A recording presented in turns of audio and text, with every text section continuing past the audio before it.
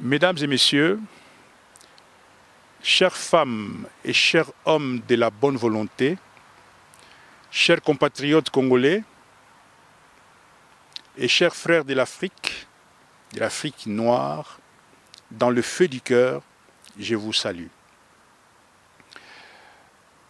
J'ai demandé expressement à Pasteur Bobo que je puisse intervenir pour que je sois suivi par toute la communauté congolaise sur l'insulte que nous avons reçue d'Emmanuel Macron, le président de la République française. D'emblée, je respecte ce président parce qu'il est l'expression de la volonté du peuple français. Il a été élu sur un programme déterminé pour amener la France aussi loin possible. Et je respecte le peuple français, je respecte M. Macron et je respecte la démocratie française. À la marge de G20, il y a un journaliste ivoirien qui a posé la question à M. Macron sur le plan Maréchal. Je voudrais d'abord dire à ces journalistes ivoiriens que l'Afrique n'a pas besoin du plan Marshall. L'Afrique a des compétences nécessaires, l'Afrique a des ressources pour faire évoluer notre nation comme nous le souhaitons et en fonction de notre projet civilisationnel. C'était donc pour moi une erreur de la part de notre ami de poser cette question à un pays comme si nous étions sous leur protectorat. Mais j'ai été impressionné par la réponse de M. Macron. M. Macron qui dit que, je suis désolé de vous le dire, l'Afrique a un problème de civilisation. M. Macron, je ne m'adresse pas à vous, mais je m'adresse à toute la communauté internationale. Vous devez savoir ce qu'est la civilisation. La civilisation, pour faire simple, c'est une union entre la science appliquée et la culture d'un peuple. Si la science est universelle, la culture est produit de l'histoire d'un peuple. Donc quand un peuple arrive à amener sa culture dans l'excellence et que ses fils et ses filles sont heureux dans la façon dont ils vivent, en ce moment, on peut dire que cette civilisation est une réussite. Macron qui nous parle de civilisation. Les Occidentaux oublient que pendant 13 000 ans de l'histoire égyptienne, c'est nous qui étions des pionniers dans la civilisation.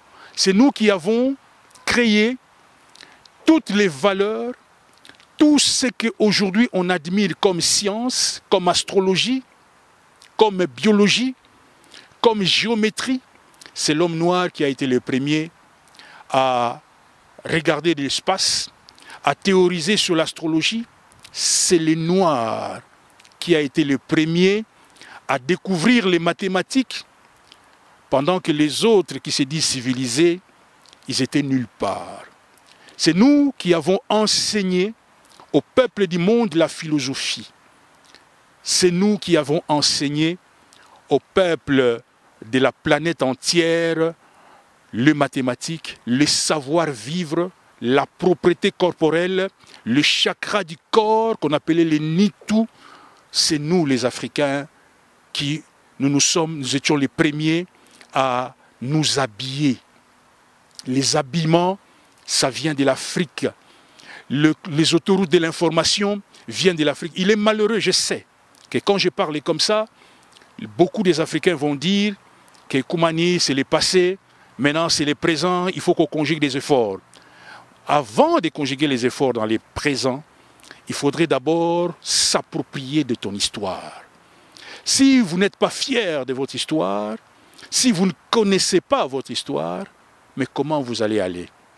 Comment vous allez marcher sur cette planète si vous ne connaissez pas votre histoire?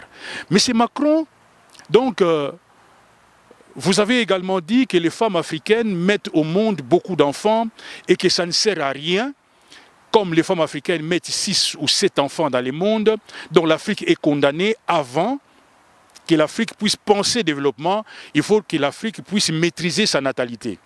Faisons un exercice mathématique sur la démographie. Vous savez,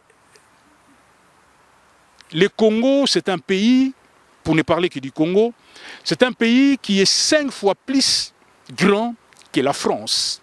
Et c'est un pays plus riche que la France. Donc du point de vue des ressources, pour supporter la démographie au niveau du Congo, nous avons toutes les potentialités pour supporter la démographie au niveau du Congo.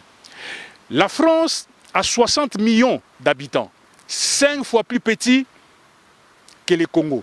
Donc si nous devons avoir la même densité que la France pour dire qu'il y a une surpopulation au Congo, il faudrait multiplier la population française par 5. Or, si nous multiplions 60 millions par 5, ça fait 300 millions. Les jours où les Congolais seront plus de 300 millions d'habitants, eh bien, en ce moment, je pourrais dire que M. Macron a raison. Mais pour le moment, nous sommes un pays sous-peuplé. Il y a des hectares entiers, si vous circulez dans le Congo, où il n'y a pas de gens. Et aujourd'hui, vous voulez absolument arrêter la démographie africaine par des Ebola, par les sida, par pas mal de choses, parce que vous avez peur que vos femmes n'ont pas la fécondité nécessaire pour assurer ce que vous avez pris, je ne veux pas dire par vol, mais par la magouille, parce que quelque part, même pour la promotion de l'industrie en Europe, vous aviez besoin du caoutchouc en Afrique. Pour promouvoir l'électricité, vous aviez besoin du cuivre en Afrique. Pour cette bombe atomique, vous aviez besoin de l'uranium en Afrique. Donc l'Afrique a été, M. Macron, le pourvoyeur de toutes les richesses de l'Europe. Et c'est bien. Moi, je suis en Europe. Je n'ai pas d'état d'âme par rapport à ça. Mais ce que je ne comprends pas, que vous veniez insulter la femme africaine, parce que nous, en Afrique, nous n'avons pas de problème par rapport à la démographie. Moi, je viens d'une famille de 9 enfants. Ma mère a fait 9 enfants. Le premier, c'est un médecin. Moi, je suis ce que je suis. Celui qui vient après moi, c'est un ingénieur civil. Après l'ingénieur civil, il y a des économistes, il y a d'autres ingénieurs, il y a des magistrats. Cette femme a accouché 9 enfants et il n'y a personne qui est de trop et il n'y a personne qui est de moins dans ma famille. Et je sais que c'est dans nous les richesses. La première des richesses, ce sont les hommes. L'économie est faite pour que l'homme soit au centre du développement. Quand on est heureux, on n'est pas heureux quand on a des gratte-ciel, quand on a une cohésion familiale, quand on peut avoir ce à quoi manger, quand on peut avoir ce à quoi se vêtir, on est heureux. Mais le problème de l'Afrique a commencé quand? Le problème de l'Afrique n'a pas commencé, comme disait M. Sarkozy, que l'Afrique n'est pas entrée dans l'histoire. Le problème de l'Afrique a commencé justement quand nous avons fait l'exode, quand on a quitté l'Égypte et que nous sommes arrivés en Afrique centrale, parce qu'en Afrique centrale, à l'époque, je suis au XIIIe siècle après Jésus-Christ, en Afrique centrale était peuplée par des pygmées. Et quand l'homme noir, les Bantous, est arrivé en Afrique centrale, il a commencé à s'organiser. Il a mis en place un État. On avait un droit constitutionnel. On avait des sénats, M. Macron, pendant que vous étiez au Moyen-Âge en train de vous entretuer par l'Inquisition. Nous, on avait des sénats, on avait des notables. La femme africaine était une femme respectée, M. Macron. Les Africains, nous, dans notre culture, que vous dites que nous avons un problème civilisationnel, mais laissez-moi vous dire, M. Macron, excuse-moi, mais dans notre culture, un enfant ne couche pas avec une femme qui a l'âge de ses parents. Je ne vous juge pas, mais ça ne fait pas partie de nos valeurs traditionnelles. Parce que l'Africain avait une civilisation, il reconnaissait les lois de Dieu. L'Africain était quelqu'un qui était déiste, qui avait des valeurs, qui avait des vertus, qui avait le respect de la femme, le respect de la nature, M. Macron. Donc, quand vous êtes arrivé avec les Portugais, on a fait un commerce pendant 2 siècles. Après, vous avez esclavagisé l'Afrique. Vous les avez colonisés. Vous avez coupé l'Afrique dans les traités de Berlin. Ça nous a complètement déstabilisés. Nous avons fait confiance. Vous nous avez christianisé de force. Et il y a eu des gens comme Kimbangu qui ont essayé de revendiquer cette indépendance culturelle. Vous les avez enfermés pendant 30 ans de prison, vous qui prétendez avoir la civilisation. Nos pères de l'indépendance, ils sont arrivés ici pour arracher l'indépendance. Mais juste après, ça n'a même pas fait un mois. Ça n'a même pas fait un mois, vous avez déstabilisé les Congo et vous avez tué le Lumumba. Donc, M. Macron, nous ne voulons pas de votre civilisation. Et arrêtez de nous insulter. Nous avons un problème pour le moment, mais pendant plusieurs siècles, nous avons aidé l'Europe. Je vous demande d'arrêter de nous insulter. J'aimerais tourner maintenant à mes frères africains. Mes frères africains, ça ne sert à rien d'aller dans les émotions. J'ai été dans les émotions pour répondre à ces gens, parce que personne n'a le droit d'insulter la mère d'autrui. Mais mes chers frères, regardez comment on nous insulte. J'aimerais vous dire une chose. Émile Cold, il s'est entretenu avec Mitterrand. Émile Cold, qui est parmi les bâtisseurs de l'Europe, a lobby boyi. A lobby, tokoyi ko permettre te Afrique à joie science appliquée. Afrique a joie technologie moderne te. Parce que ce qui Afrique a joué technologie moderne, biso toko koma na pasi. To sali erreur wane pa ya ba chinois, to pesi bango technologie moderne, ce qui to sali yango e pa ya ba africain, to kozana eloko mosusu te ya ko vivre na kati na poto. Faut sala nyonso na ba moyen nyonso Afrique a joué technologie moderne. Chirac, tant que président, il y a France. Chirac a lobaki, la démocratie est un luxe pour na biso africain. Donc il faut permettre la démocratie, il y a malamu et kota en Afrique. Pambate soki batu wana ba komi développé to yebi bango ndenge basalaka en Égypte to koza susu na place te.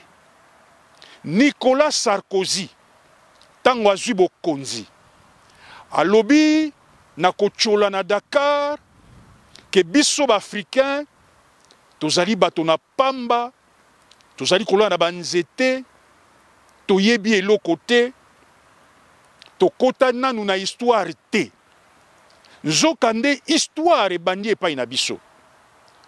Eloko babengi motuka, soki biso toyebi motuka te toko tyango na lingala ndenge nini.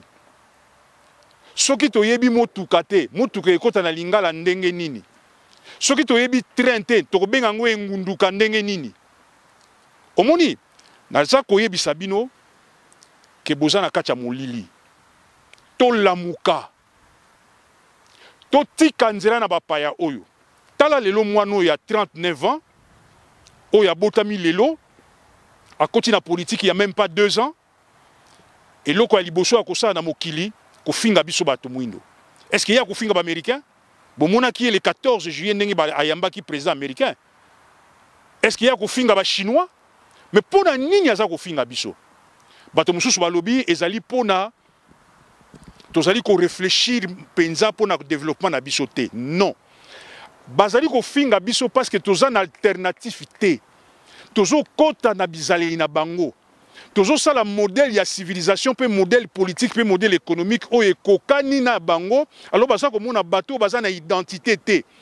Nzokande bino bozali na identité. Yango na ngai ekuma ni ndenge na yebisaka bino tango nyonso. Bino ba intellectuel congolais. Ya solo botangi. Mais botangi biloko na bapaya. Biloko mususu ezali qui relève de la science et ko sali sabiso.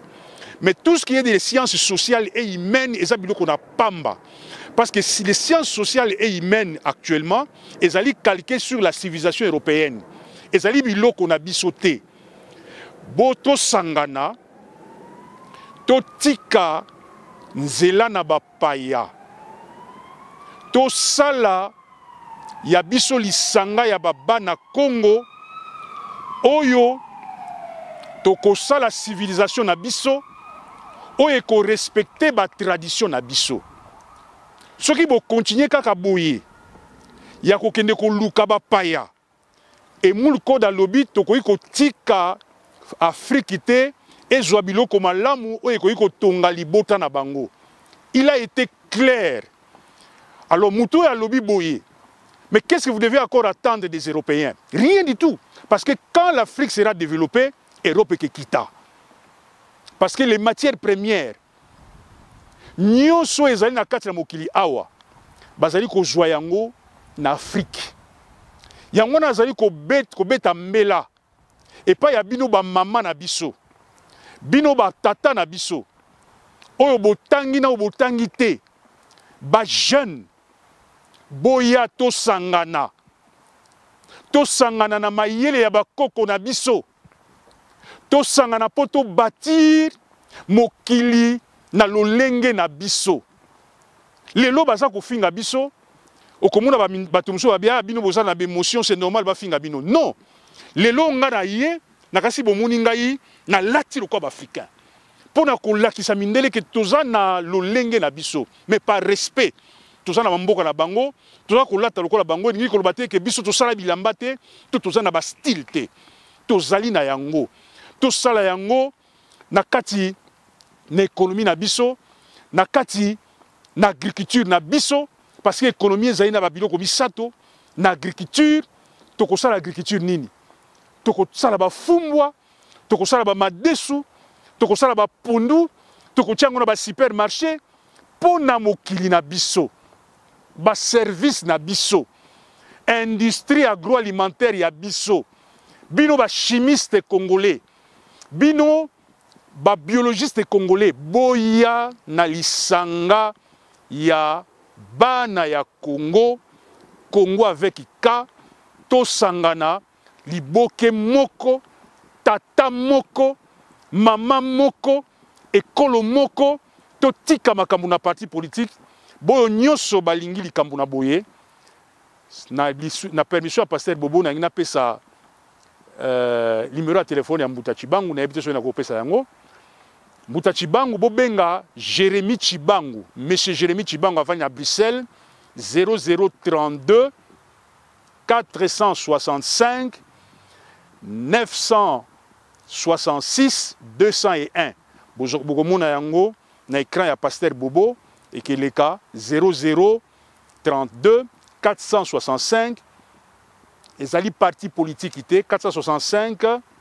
996 201 ezali lisanga ya bana ya Congo nyonso. Nous invitons les pasteurs Bobo, nous invitons tous les Congolais to s'approprier à venir na biso tokoki ko vanda lokola ba umbute na kati da bamboka oyo to banda kosala ka ba débat chaque fois to banda koteya ka chaque fois à un moment donné nous devons nous organiser et faire nos loges otokote ya bino bizaleli ya bakoko na biso ndenge batali mokili ndenge batali evande na mokili tale sikanini nous allons montrer à la face du monde que non seulement l'homme noir a commencé l'histoire mais l'homme noir c'est l'homme civilisé parce qu'il a la mélanine, c'est un absorbateur de lumière et nous allons construire la troisième civilisation qui va aimanter l'Afrique, l'Afrique centrale et Mindele, bako yana mboka na biso, bako mona ndenge nini moto mundu aza mayele. Il faut s'approprier nango. Voilà message na yaki ko lancé par ya pasteur Bobo pour na monsieur Macron, biso to lati liboso na bino. Biso to tonga mboka liboso na bino. Bino boyebelo wa bengi bonheur te. Mais biso tant zo ko tozaki heureux. To yebi bonheur. Biso to yebi talangai na pasteur Bobo. Na kuta na ye il y a 4 ans. Mais maintenant c'est mon frère parce que tozana bizaleli wa na kati na biso. Toza batu soki to sangani to yebi ko vande sika moko. Mais bino mutu bo déstabiliser biso. Mais bino africain to continuer ko se plaindre te. Maintenant nous devons nous organiser. To moni classe politique oyo ba débat na ba paya mindele ba français payi ba économie politique ba mboka oyo non. Maintenant c'est assez et Koumani lance un appel pour que tous les hommes et les femmes de bonne volonté vous contactez les numéros qui s'affichent Et tant que tu as un match critique, nous allons organiser, peut-être conférence moko ya munene awa na Belgique, boko ya ba mboka na ba mboka epai na ba epai, po to yeba ndenge nini tokoki ko bonkisa mboka na biso, mboka ba koko na biso, toko sala yango, même agriculture wana, toko sala ba mfumbwa, toko teka ba toko yeba ndenge toko kona ba les chenilles, babiloko ebele bele talanga même kumani français na munoko, nazaki pe muumbu, nazo bosa na même bekwa kota na biso, toko tonga mboka na biso parce que ba insulter biso mingi po tozo landa bango. Tozo kasaso tozo ba kota na bango, bazo mona biso bato pamba. Voilà pasteur Bobo, na yebité ce qui na yé pas na yo ou bien ou ya opposer ngai ba quelques questions ndé to si masolo na biso matondomi. Balandia micro du pasteur Bobo tozala ekumani woti tolandio Tokyo penza Macron namoni bandi maman Macron aujourd'hui la candidat au santé c'était très, comme on dit toujours au micro du pasteur Bobo, très compliqué. Macron, Emmanuel Macron. Pasteur Bobo na solo na Macron za président ya France ba voter sikoyo azali papa moko ba français va voter pour la politique française.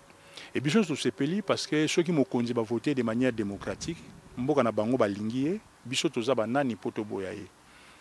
Mais tala mwana mobali oyo, eloko oyo ya liboso amoni ki ba mama na biso bazo bota mabe, toza ba civilisé te.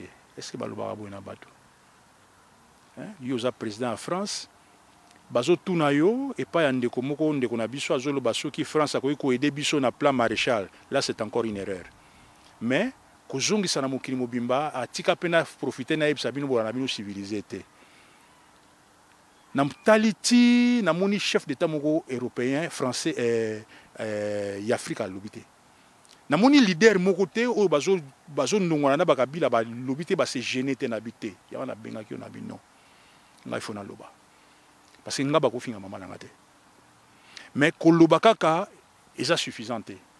Yangwana na saisir l'opportunité oyo pona beta mbela na batu nyoso o balingi ko tonga Congo na modèle mususu poto la kisa na mokili ke tozaka civilisé parce que ndé na zako biso ndenge ba politique na biso bazo sala na modèle na bango yango na zomona bino bozana eloko représenter biso te do bozala mieux civilisé te alors ekuma na lobby siko photo tonga Congo na ndenge na biso na modèle ba koko na biso o respect kulutu ezalaka respect mwana ezalaka famille est une définition nango o ba pesate na science sociale, économie est na lolenge nango ko fonctionner o ba pesate na science économique, politique est na lolenge nango ko fonctionner o ba pesate na science politique, droit makomi les lois est na lolenge nango ko fonctionner o ba pesate na monde juridique to yebi yango mais to musapi moko etonga kelamba et tonga mboka te yango na beti mbela d'abord na répondre na ba français to ba zobate. Bisonde to bandaka histoire, bisonde to bandaka civilisation na kacha mokili. Bisonde to bandaka famille, lo babengi famille bota, papa, mama, mwana et bandi en Afrique. Bisonde to pesi rôle ya papa, rôle ya mama, na rôle ya bana to codifier yango. Pe ngayo na zoloba même yo passé bobo au colis na idéologie wana. Oyebi ko respecter papa na yo, oyebi ko respecter maman na yo, oyebi ko respecter baleki na yo, soki papa kufi, o mona mwana liboso akitani na papa po akoka ko sasa bandeko na ye. Civilisation na biso saki yango na pe to saka heureux, to saka soki se plaindre te. Biso to tambula te na mokili po to ya ko tia désordre ba mboka bato mususu. Bangonde ba yaka epai na biso. Ba yepa na biso to yambaka bango na boboto passer bobo. To fungulaka bango nzila ndako na biso. To pesi bango bilaya kolia basaka batu na pasi batu na nzala basaka na bilamba te baye bilambe pasuki batambuli mobembo molai to pesi bango esika ya kovanda passer bobo yango wana na ngaka na yebisa Macron ayeba que il aura affaire à des Koumani à moi changer parce que biso za batu pacifique mais ce qu'on continue boy la nouvelle génération politique au akozango en Afrique et que ça la difficile. Parce que le loba a dilé en Afrique mobimba et pêché liboma. A moni le kola comme une zambe na kati na mokili pour na kofinga ba mama mususu. Mais na yepé li susu pona ko yebisa bandeko na biso bomuni pona bazo finga bino bozolo ba bandeko na bango tozola ta bilamba na bango biloko nyoso ya bango yango bamoni biso tina te tozwa courage tosala ya biso mboka tosangana na ba parti politique te tobenga yango ezate ke kuma na kozala leader non tosangana lisanga moko ndenge na uti ba papa moko mama moko mama na biso mabele nazo benga ba ya na ngai na baleki nango bazana kati ya politique botika politique wana nde bazo benga bino boza civilisé te toya toyekola bakoko na biso bavandaka ndenge nini pe tozwa mboka na biso totia yango na nzela po biso pe tolakisa ya biso mokili mayele na biso baloko na biso mokili mwa toza na yo mpenza likamba civilisation oyo Macron abali mama ya mokolo mais Macron akolobaki bango baza civilisé. La loi dit que à partir de 18 ans c'est la loi mibeko mayele lokola yo bakola ba parlement batia mibeko mobali ya mokolo ata azwi mwana 18 ans so bayokanaki babalani promete mama ya mokolo ata azwi jeune à 18 ans so bayokanaki mabe eza te mpola bango c'est la loi ya mboka mibeko baseka ya biso mboka ezanga mibeko mboka ya bosoto mboka ya bozoba Passé bobo omoni awa eza sujet moko délicat parce que en même temps eza vie privée na ye na kotouche yango te mais tokende kaka na bible bango bayila biso na bible na bango bayila biso et comment na bible wana okoko mona nudité ya mama na yo te mais biso na Afrique mwasi nyonso aza na âge ya mama na yo obenge mama okomona nudité na ye te biso ezali bokoko na biso nayebi te nani aza civilisé nani aza civilisé te biso na Afrique okomona motakala ya mama na yo te jamais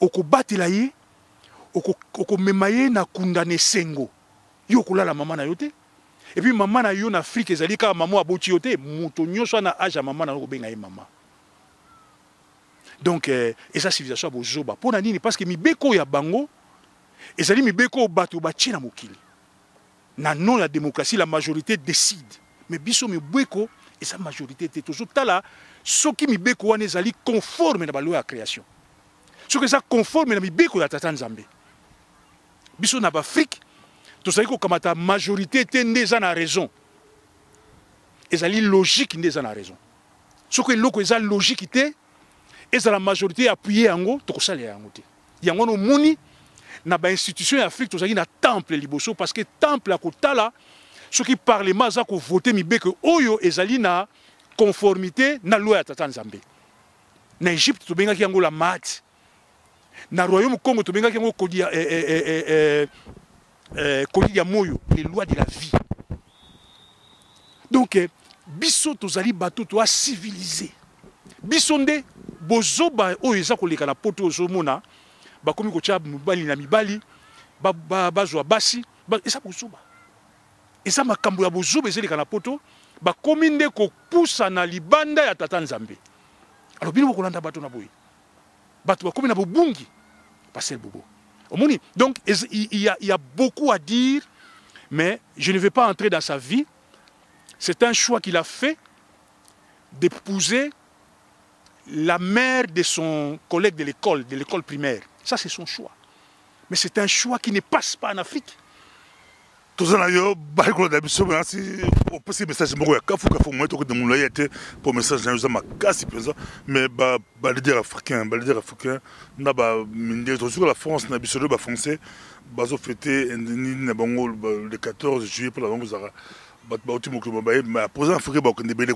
africain na France entre autres Ouattara Gabo na France menga Chirac démocratie et luxe pour l'Africain. Sarkozy, l'Afrique est ratée contre l'histoire, sur les ratés. Il y a même plus loin à provoquer parce que les Congolais ont partagé la richesse dans les voisins. Moi, mais plus moi, dans les leaders, il y a Afrique. Oh, Sarkozy, Macron, c'est la nouvelle génération. Pourquoi pas nouvelle génération Afrique après et télémater et résister namindele bazo mes perceptions. C'est ça, Pasteur Bobo. Nous répondre en deux temps. Premier temps, au moment où moto azana joue na yo, azumuna penza moto yo aza évolué à kolobana yo que démocratie za luxe pour na yo. Pourquoi? Parce que Chirac Ibake, biso on a besoin de démocratie na bango. Démocratie biso mboka fwe tongama na mibeko atata nzambe. Mboka ko tongama jamais na volonté ya batu fo ba yekola. To na kati ya mokili po to yekola, to koma à l'image, parce que vous êtes chaque dimanche, devenir l'image et la ressemblance de Dieu. Yo comme image na ressemblance de Dieu, mozo sami beko. Yo mozo définir vie na yo, moko comme image en ndeni. Et koki ba kulutu o ba yebi likambwana bal la kisayo ndeni ya kotonga famille, ndeni ya koliela, ndeni ya kosala l'école po yo ye ko yekola na mokili. Tant que ya ko yekola omona na bakoko na biso ezalaka mona liboso azana plus de responsabilité que mona suka soki papa na mama babimi batikilier responsabilité ya ndako et puis yemoko ayebi ke naza responsable parce que avani na papa na ye mingi ayebi ba responsabilité ba valeur ya papa na ye atika ti tozali kokola ndengo wana omoni donc pour la classe politique mbuta naloba ngo chaque fois bandeko na nga ba politiciens congolais botika Botika, s'il vous plaît, parce que ça ne sert à rien, vos histoires de démocratie, vos conférences avec les Européens. Bon, mon ibino moko na uchu ko bisabino ta na telemaki awa po iba muna nga malamu. Parce que babi africain aza développé te ba muna africain na classe. To koinde ko koya. Mais tout ça bato na dignité parce que ben je suis fier. Mais fierté na nga eza ko beba po na classe politique oyo. Bazo ko sabiso na biluka ba paya kaka ko kenu ko zoba ouverture ya ngwana leo na telemi na bi ba oyo nyonso balingi to sala alternative pa ya ba parti politique o balingi to sala alternative ba yekola culture na biso ya Afrique ndenge ni na Afrique azaki na relation na pouvoir ndenge ni na Afrique azaki na relation na politique ndenge na Afrique azali na relation na économie. Toye na mokili pona ko zoba 70 milliards na ba compte na ba banque té, ça nous intéresse pas et ça ne m'intéresse pas. Mais tala lelo Pasteur Bobo ba dirigeant na biso. Okomona bango ba milliards na compte na banque. Ba tout mon na biso ba na biloko na té. Ce n'est pas intéressant et ça n'intéresse personne. Toye na mokili poto koma batu. Ya solo to kolia. Biloko akolia ezali to ko s'organiser ndeni to yeba kolia ndeni to yeba ko vanda ndeni to yeba ko tangisa bana na biso po tozala heureux tozala na bonsomi tozala ne sengo kati na bomoi na biso esengo ezali ko na voiture ya kitoko te voiture so eza moyen de transport soki etindi ke voiture wana eza pollution to ko sala ba to ko tambola na ba voiture électrique to ko sala yango na Congo pour éviter pollution parce que à quoi ça sert notre kamboulane touka n'a pas polluer mokili ça sert à rien donc il faut bino bayi politique botika ko considérer politique que ezali mosala non politique ezali papa posé bobo ibsenga na ngala mokolo mususu o bazobenga postulat donc sacrifice ezali moto oyo alobi non nazana mayela tata nzambe n'espace autozali tika nasa la politique pour na conduire cité. Au komona ba grec ya kala tan ba yikola en Égypte ba yibsaka bango la politique c'est l'art de gérer la cité. Bana ba yisa bango lokwana. Et ça biso. Omoni donc kufa na biso eza cette classe politique. Classe politique oyo ezala bao bazana kisasa. Ezala bao bazali awa. Ezala ba na ibité soki lisuma ndeni to sala to zo batabui. Ba mato imangongi eza nazo loba boyo komona yeba ko ya sou lobe pa vaze bobo rendex donc des nègres de la maison. Alors ça nous intéresse pas ces gens-là. Tous en a besoin na bango parce que ngai nazate pona ko dénigrer bande ko na biso ba noir. Non. Nga nazana politique wana te bande ko na biso nyoso ba noir mais na yebi ke bazana kasha bobungi. Ya nazo lancer peine na bino ba Pasteur Bobo na ba nyoso ya bonne volonté au besoin na France, au besoin na Amérique. Bino nyoso sika bozali ba mama surtout ba maman bo se manifester Parce que mboka na cosmogonie africaine et tungama na ba mama. Ozo créer un parti politique, un groupe dans les 2 minutes on s'appelle mais il y a un obibi pour créer parti politique, association, c'est quoi au juste? C'est un appel, ça n'a rien à voir avec le parti politique, mais c'est une affaire à fédérer bana ya Congo nyonso.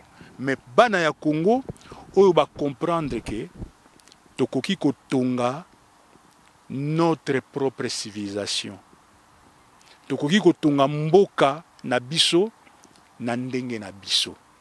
Selon ba culture na biso, selon ba kota na biso.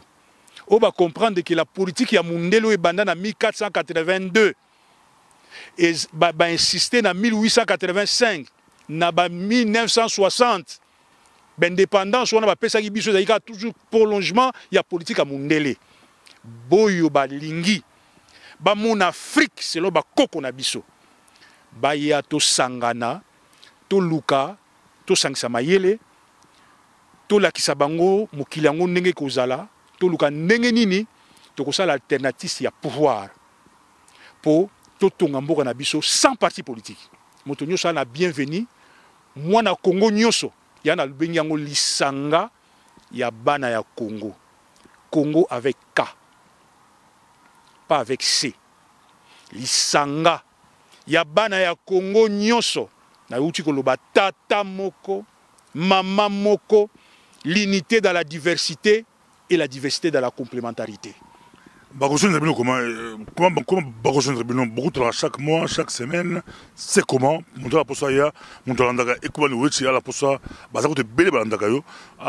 s'associer au groupe chaque semaine, chaque mois, chaque trimestre, c'est comment?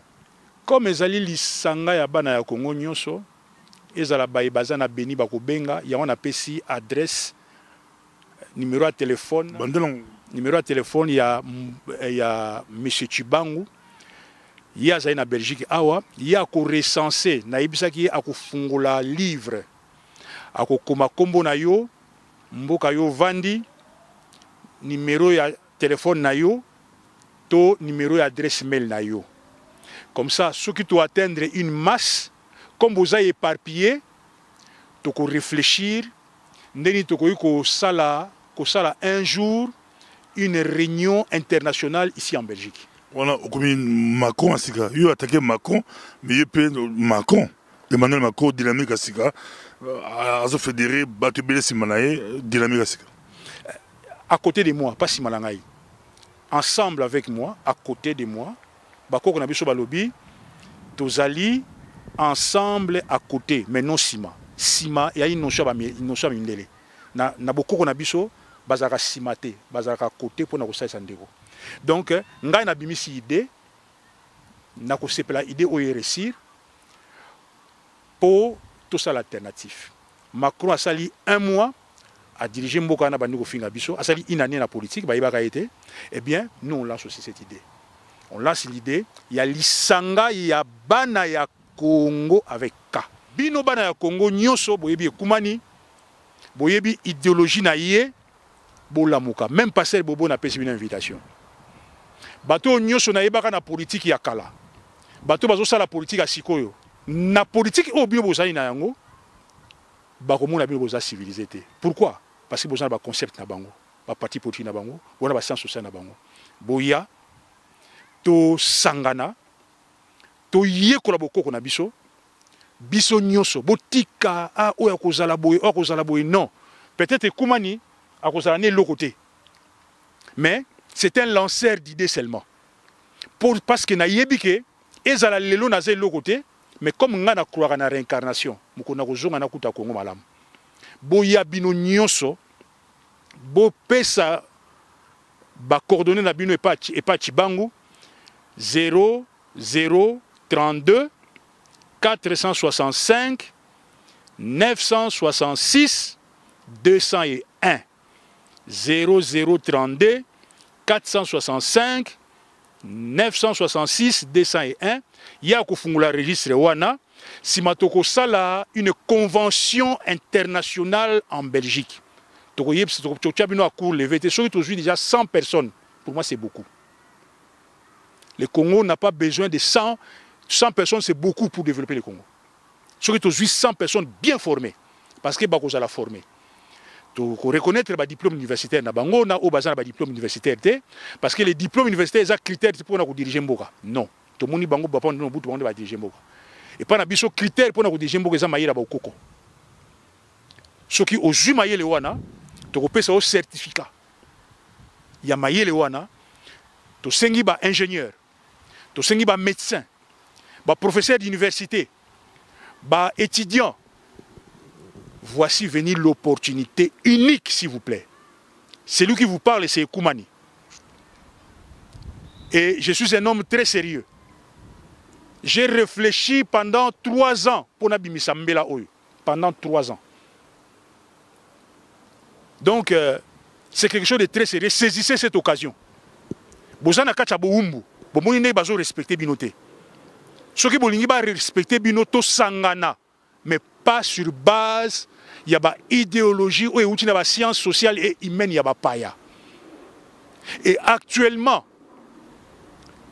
moto azali ko véhiculer idéologie wana na zanga mokote. Tout ça na batuka ba pinipini. Je profite, abe pinipini viens. Tu as besoin na yo. Pour olakisa ba ebanso bakoya histoire ya bamboka na biso. Tu as besoin ba économiste ba chani. Boya, botika babiloko wana ba Fonds monétaire international, ce sont des bêtises. Venez to pesa bino mayele, na mayelo eza kati na bino, bokoye ba siko ndeni to kotonga mboka na biso, na lolenge na biso. Botika s'il vous plaît les histoires où on vous ridiculise, les partis politiques, to boyi biloko wana na micro à Pasteur Bobo, aoye, ngai parti boye, ngai rassemblement, ngai botika biloko wana, to komi na nouvel âge. To komi na ère de verso.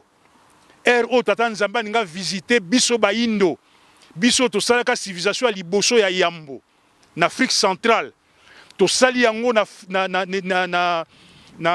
Ngipiti, Ngipiti pour la française anine, Égypte. Na Égypte, nous avons dirigé l'Égypte pendant 13 000 ans.